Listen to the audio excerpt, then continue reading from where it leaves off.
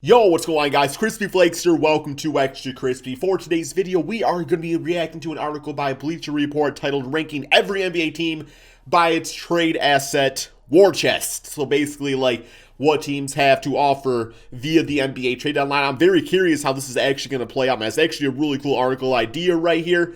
So before we get going on this, man, I do want to apologize real quick here, man. A lot of people do not like my mindset towards, Blake Griffin and his dunk on the Brooklyn Nets debut. So, just as a sign of respect to what Blake Griffin did do for the Detroit Pistons, I am rocking the 2019 Detroit Pistons playoff shirt.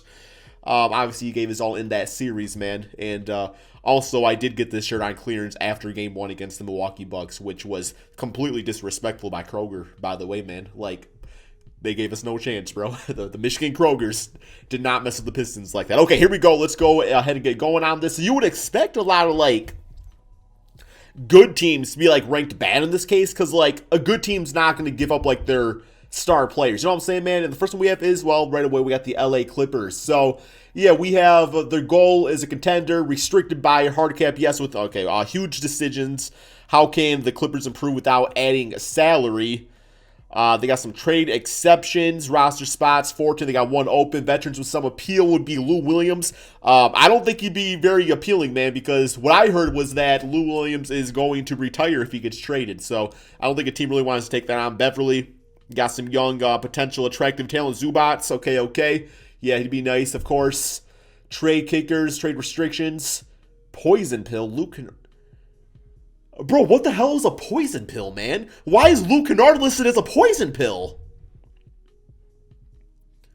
I mean, I do know I wanted to take a poison pill when he got traded, but what is this?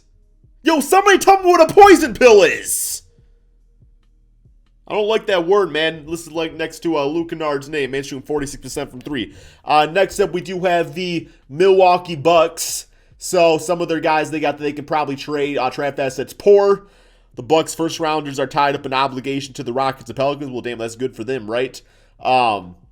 Veterans with some appeal. Bobby Portis. I actually kind of like him in the Milwaukee Bucks, so I'd probably keep him around. Dante DiVincenzo. Well, I mean, they weren't going to trade him originally, but yeah, I guess a guy like that could be moved. They're looking to make the next step or something. Okay, I can see that. Utah Jazz at 28. Okay. Derek Flavors. Flavor Flav, okay. Yeah, who is Flavor Flav? Why did that name come to my mind, bro? When I think of that name, I think of, reality TV. Was he on a reality TV show? I don't really know, but they got some names up here, too. This Azabuike guy actually kind of sounds appealing, bro. He don't got, a damn, 8-foot wingspan or something like that, so he could be a little interesting. Trade kickers, Donovan Mitchell, but not listed as a poison pill like Luke Kennard. Detroit Pistons at 27. Man, this is what I don't really understand. How is Detroit listed at 27 where literally every single day, man, every single team out there is offering up multiple first-round picks for Jeremy Grant. You got people, offering up trades for Sadiq Bey. So obviously we got some assets out there that people want. But maybe the mindset here is that it's not so much what they have, it's what teams think they could get for them, man. Because, obviously the Pistons have got bamboozled. Over years. They got finessed, man. So maybe people are like, hey, we can get Jeremy Grant for a third-round draft pick. So maybe that's why they're ranked right there. Okay, I can kind of understand that. But rebuilders, so we're a seller. I don't know if we're a seller, bro. We don't really got too much to sell these days. We have gone, went, and sold. Everything's gone, man. We throw damn Blake Griffin, Andre Drummond, a damn garage sale, bro. Went for a damn $150 out there, bro. Okay. So, young, potential, attractive trade pieces. We got Josh Jackson, Doumbouya, Mason Plumlee, Grant. Pistons got our draft assets are weak. The Pistons owe a first rounder to the Rockets, part of the Christian Wood deal. Wait, we gave them a pick to take Christian Wood from us? Oh, brought Isaiah Stewart, though. So I guess, okay, that's fine. Okay. Next up, we got the Dallas Mavericks. Yeah, man, the Dallas Mavericks, they got, outside, Luka and Kristaps, they got, a whole bunch of, decent pieces out there. I just read, before I started doing this video, that the Dallas Mavericks offered up Maxi Kleber in exchange for John Collins, and the Hawks, no doubtably, said no to that. They said no to that. Okay. I will post a link to this article. I want to go through every single one every single time, man. So we got the Los Angeles Lakers. You don't think the Lakers should trade, Taylor Horton Tucker? I feel like he's got some good, like, potential trade value to him, man. But at the same time, like, I want to see what the kid could do in LA because I like his game a lot, man. So, Kyle Kuzma, you really got to keep around, too, with, AD and LeBron being out for a long time now. Like, guys like Kuzma, bro, we are really going to see what he's all about, man, because he's literally going to be asked to carry the team. I heard Montrezl Harrell was in some rumors. I don't know if that's true or not, but I would not trade Montrezl Harrell at this point either. Miami Heat at 24. Yeah, I got some old heads on their team. Like guys like Andre Iguodala and stuff, and it really seems like any sort of young player they do have, they don't really want to trade. Guys like Tyler Hero, Precious Achiuwa, which I don't blame them. Like, those are good players. So, yeah, I guess, like, the players they're willing to trade has them listed, at 74. Or, why did I say 74? Why the number 24? Okay, 24. We got the Brooklyn Nets at 23. So, like, I know Dinwiddie, they want to, like, trade him away, but I thought you could not trade injured players, man. But I guess that's just 2K related. I guess 2K says you can't trade away injured players, but in real life you can. So, something about the Blake Griffin after the Pistons cut him loose. The Nets have limited draft considerations. You guys don't really need anything else, though, man. Like, Nicholas Claxton's looking really good out there, so you don't really need a center anymore. You already got Blake Griffin for free, Bruce Brown for free. Yeah, they're pretty much set, man. They're pretty much set. We got the Phoenix Suns at 22. I would like to see the Suns go for like Aaron Gordon. I feel like that'd be a nice little fit on this team. Maybe like a Robert Covington, somebody for that 4 spot. Jay Crowder's fine though, but they're obviously in a good place. They're one of the best teams in the Western Conference right now. So yeah, they should be completely fine. Portland Trailblazers at 21. Yeah, what they really got to trade? Zach Collins, Anthony Simons, Gary Trent. Gary Trent, I would consider trading because I feel like this guy is ready to start for a basketball team. But it's like if they're want to go CJ McCollum, it's like Gary Trent's kind of being wasted, bro. Trade restriction. Carmelo Anthony has the right to block a trade. Damn, bro, first career block from Elm Shook, man. No Carmelo Anthony slander up in here, but he has a no trade clause.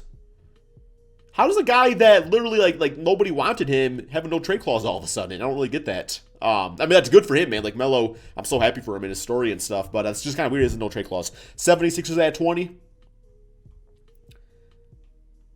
Matisse Thybulle. Yeah, this team don't really need too much right now. The 76ers in a pretty good place, so I would not really see them doing a big-time move. Indiana Pacers at 19. I'm curious if Miles Turner gets dealt. Been talks about him, but I still want to trade Miles Turner, man. Like, I actually really like him with Sabonis. Like, that to me, that just kind of works. Like, to me, they need to continue kind of like working things out with Caris LeVert, making sure that he's like good to go next season and playing good and everything like that. And you're gonna get TJ Warren back and stuff. So yeah, I think losing Warren obviously hurts a lot, but if I was in this season, obviously you want to go for the playoffs, go for it. At the same time, man, like you're gonna get a pretty good draft pick out there. So yeah, we got the Washington Wizards at 18.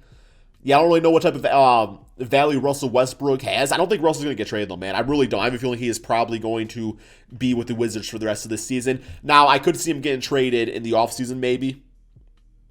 And at that point, you might as well just trade him now to, like, help embrace the tank and stuff. But, I don't know. If you're a Wizards fan, you probably got to get kind of sick of tanking at this point. We got 17, Denver Nuggets. I kind of disagree with this, man. They got some really good trade assets. But then again, it's like, as the guys they're willing to trade, like Michael Porter Jr., they're probably not going to trade away.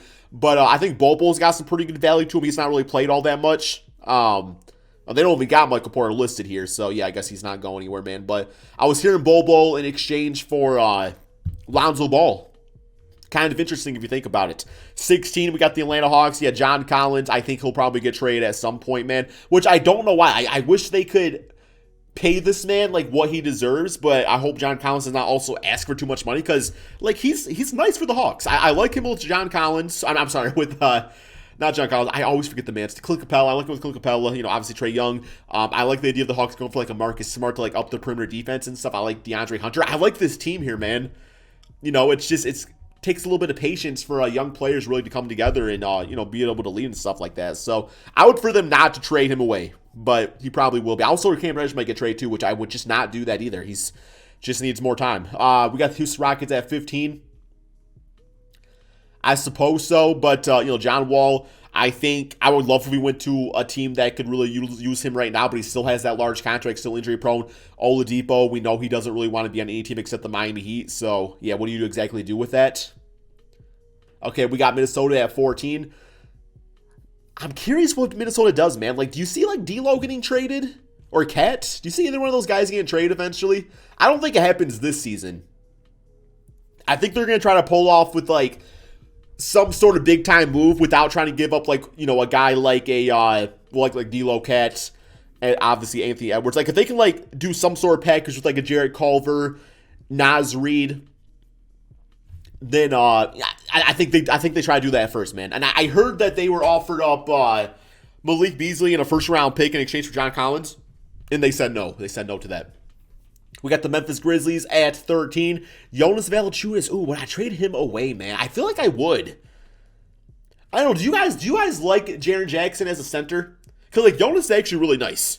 But you know, it's like you do have Brandon Clark. You obviously do have who I just said, man, Jaren Jackson. So do you get something back for Jonas Valanciunas, or do you re-sign him? Like, what do you do with him, man?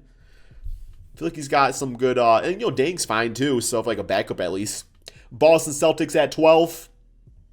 See, I said it earlier, man. I don't think the Celtics really need to go out and like reinvent the wheel here, bro. I feel like there is some things that they could fix, like low-key things, like get like another big body at the center spot or whatever. But I'm still not trading away like my core players.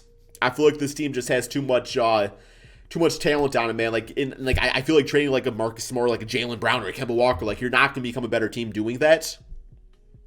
I like what they already have, man. Just a few, you know, tweaks out there they got to fix, and they'll be good to go. Cleveland Cavaliers at 11. I am so curious what they're going to get for Andre Drummond, man. As a fan of this team right here, bro, I am so curious what they are going to get for Andre Drummond. It's going to be better, too, than Brandon Knight and John Henson. It's going to be a second-round pick. It's going to be better than that, and I'm going to be so pissed when it happens, man. I can't wait, though. I can't wait. My blood pressure can wait. Okay, we got the Toronto Raptors at 10. I liked what Kyle Lowry said. He literally went on the record to say, I don't care about the trade deadline today. It is my birthday. Happy birthday, Kyle Lowry. I hope you don't get traded. I know how much you mean to the Raptor fans in that franchise. You got yourself a ring. Like, man, I just hope he stays at the Raptors. I don't know, but I understand, too, where maybe they want to move on and have Fred VanVleet as a point guard and maybe like give Norman Powell more playing time, whatever they need to do, man. Charlotte Hornets at 9. Damn, they got that type of trade value? I guess. I mean, Graham and Monk, those are nice guys. I don't see them getting rid of either now that LaMelo's probably out for the season. I mean, Zeller, Bismack, Biyombo, good serviceable centers, I suppose. But damn, that type of trade value? I don't know if I see that, man. Yeah, plus even Graham, his contract's only like $2 million, so even like matching contracts would be tough. But yeah, I guess you could throw in Cody Zeller. So, okay. Number 8, we got the Orlando Magic. They got some, yeah, they actually do have some nice pieces going into the trade deadline. Like they could really like reshape their roster completely. Embrace the rebuild, you know, focus on, well, this season tanking, next season focus on just like keeping Markelle and Isaac healthy for an entire year. That'd be a big time W. Obviously, Cole Anthony too now. Vucevic, get some first round picks back for him. You know, Aaron Gordon, maybe some young pieces. Yeah, and then you'll give Obama some more playing time. They actually do have a nice little hole to really reinvent this roster if they want to, man. San Antonio Spurs at 7. See, I don't really think they have too many good trade assets that they're like actually willing to trade, because like a lot of these guys, DeJounte's not going anymore or anywhere. And then think about Rudy Gay and Aldridge, like those are like nice pieces that could help out a contender right now. But Aldridge is due like $31 million, and I think Rudy Gay's like $18 million, something along those lines. So getting the contracts to work, it's just not going to happen in that case, man. I mean, I would much rather like think that Aldridge would probably get balled out before trade for anything. Obviously, they're going to try to get something back for him, but if not, then I do see Aldridge being like a late time buyout candidate for sure. And like I guess like DeRozan, he's got some good value to him the way he's been playing and stuff, but we'll see what happens there. Sacramento Kings at 6. Yeah, I know a lot of teams want to go for Harrison Barnes. Obviously, even taking a chance on a guy like Marvin Bagley III. It's like if you can get him for a good price, then you go for him, because we still have not really seen Marvin Bagley's like max potential, man. We really have not seen it, but he is injury prone, so a team has to be willing to take on that. And you know, maybe if you have a good like training staff, you can kind of like medical staff, or then you can kind of work around that and get him going and everything. But Harrison Barnes got some good value to him. Buddy Hield, kind of pricey with this contract. Hassan Whiteside for sure, bro. Has he even been playing for the Kings at all? The man literally has like a $1 million contract. We got Chicago Bulls at 5. I am so curious if the Bulls make a move, man. I don't know what move they would make. like Wendell, Kobe, like do you trade one of those guys or do you just kind of roll out for the rest of the season and then kind of go from there? Otto Porter, I would probably trade away. I would probably trade away Otto Porter and try to get something back for him, some sort of asset. But I don't know if the Bulls do anything, man. Curious about that one. New York Knicks at number 4. Once again, man, like it comes down to like, you know, guys that they're actually willing to trade. I mean, frankly, looking at Kevin Knox, they don't really have like too large a trade value. Mitchell Robinson does, but I would not trade Mitchell Robinson at all if I was them. He's got a very good contract, and he's the type of center, you know, I mean, if Mitch Robinson was a better shooter, it's like he'd be like literally perfect. But if anything, man, I still think that Mitch Robinson's ceiling is literally like maybe like a better offensive Rudy Gobert. I think he really has that type of potential, man. But yeah, beyond that, you got some of the veterans up in here. They're fine. Pelicans at 3. Alonzo Ball should get some pretty good, you know, run back for him. JJ Redick, I know a lot of teams be interested in him. Eric Bledsoe, maybe. Josh Hart, Jack Hayes, Kira Lewis, Alexander Walker. I would not trade any of those guys, but yeah, Lonzo Ball for sure I would trade. Steven Adams I would actually low-key trade away too, man. I just don't think that he's a good fit alongside Zion. I've been saying that since they got him in the first place. I was like, what is Stan Van Gundy doing? But yeah, here we are. Golden State at 2. They do have some nice assets, man. They got that T-Wolves draft pick, James Wiseman. I still would not trade Wiseman away, though. I really wouldn't.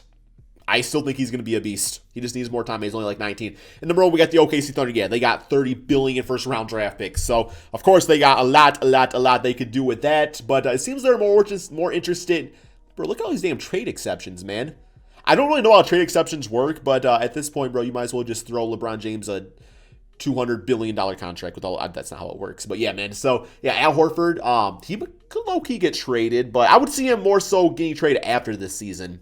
Once that contract's down a little bit more, down to like 2 years, then maybe you can see a team making a run at him. But once again, it's like so much money to match. It's like $25+ million this season, guys. So yeah, I don't know if I really agree with all the rankings right here as far as like how the players and assets were ranked. But this is more so a good opportunity to kind of talk about where I think teams are at before the trade deadline actually goes through. What do you guys all think? Let me know in the comment section below, and peace out, my friends.